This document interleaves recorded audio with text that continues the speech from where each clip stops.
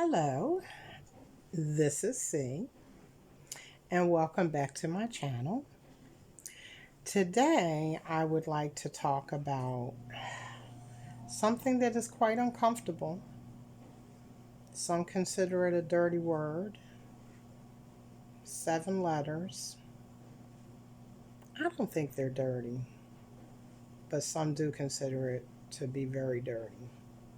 However, it's something that every seller needs to have a conversation about. So let's get started. So, what is that 7 letter word? What can I possibly be talking about? Y'all already know what it is: returns. It's fourth quarter. In fact, we are well into fourth quarter.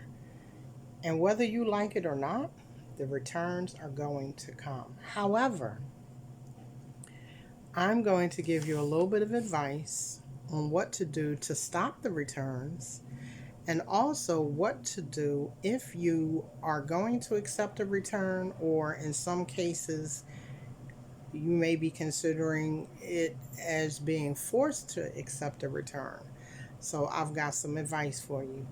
Now, I sell on 2 platforms, Poshmark, and I'm now back selling on eBay. I had taken a bit of a hiatus off of eBay, but now I'm back. My divorce papers didn't dry completely, so I was able to get the divorcement annulled, and we're back together again. So let's see how it works. But anyway, enough of the giggle. Um, I haven't had a lot of returns on either platform. Poshmark, I've only been on there a couple of years, and I've had one return that I happily accepted because I literally was giving this item away.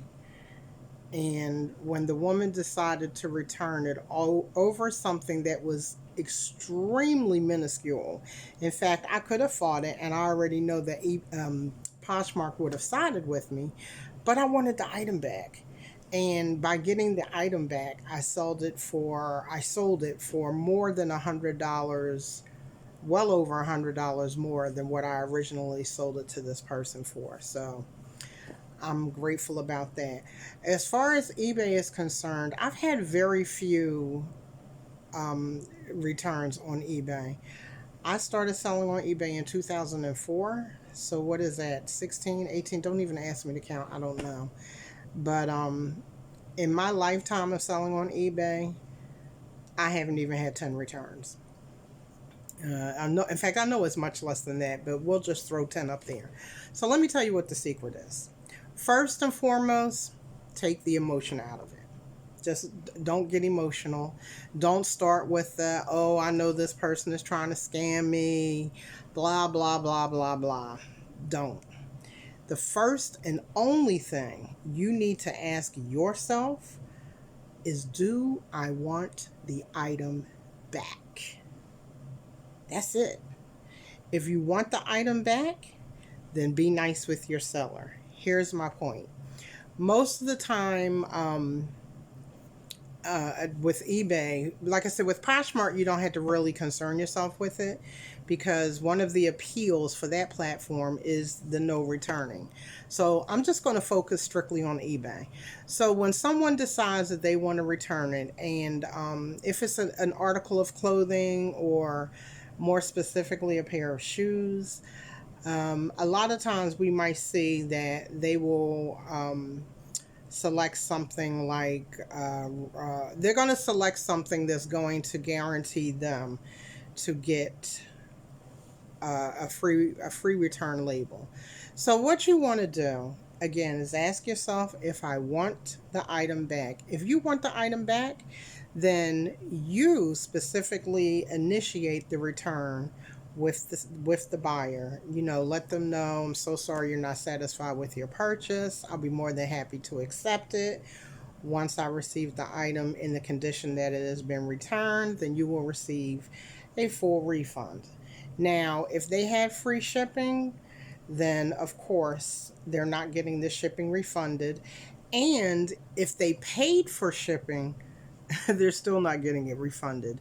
And here's why: because you have been nice up front and got them to agree to ship it in, then there's no, eBay is not going to force you to pay shipping. The only time you have to concern yourself with paying shipping is if the reason for the return is your fault. And I say, the person ordered a red shirt and they got a blue shirt. Take the return back, either give them their money back or issue, the item that it was that they wanted. Anything other than that, it's negotiable. Now, I know that they have managed returns, and I can't off the top of my head think of what this is, but let's say, for example, you're in the managed return program. What I used to select is the items that will cause, the choices for the return that causes a defect. I would automatically set that to they have to contact me. When you have things set to just automatically go through, you really don't have any control over whether the return is coming or not, because you have let them know that you want any and all items back. Well, guess what? Sometimes you don't want the item back. Sometimes it's just not worth it.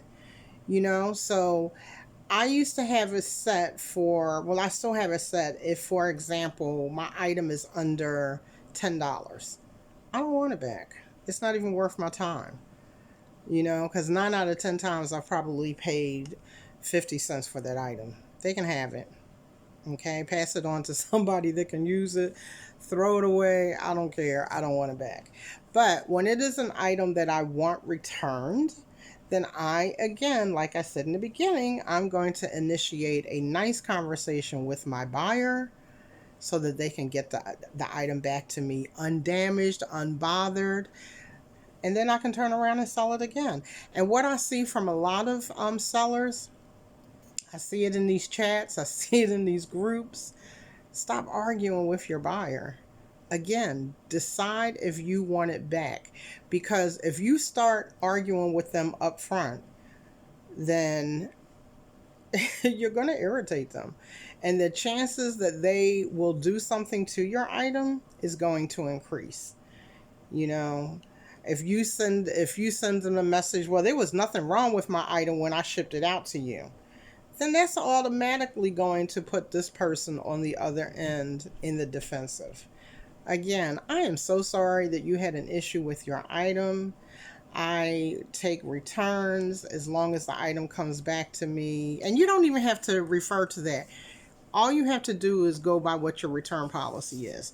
Do you need a prepaid shipping label? If they do, send it to them, because guess what? When you initiate the return, you are in charge of what goes back. And I have given, before eBay started with their managed return programs or the free shipping labels, I've always provided my buyers with a return label. And the few times that I've accepted a return, they get the return, they get their money that they spent, but the shipping is deducted because that is not free. So again, don't take it personal. Don't let your emotions get in the way of running your business.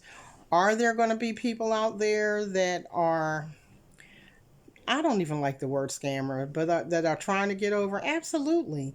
But I tend to, in my experience, it hasn't been the norm.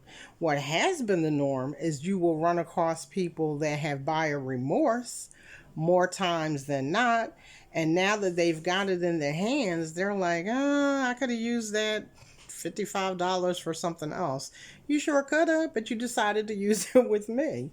So again, don't take it personal. Just, make the best decision for your business. If you want the item back, then make peace with the buyer so that you can get the item back. Now, once you get the item back, you can handle it however way you want to handle it. I do encourage you to continue handling it professionally, but if something else has to happen, then that's your decision because you've gotten your item back. You know, you got it back in one piece, you got it back in good condition, you can turn around and you can resell it. You know, so I hope this little bit of advice is helpful to you. If not, drop me a line. Let me know what you would like, what you would do better or have done better. Again, this is just my advice.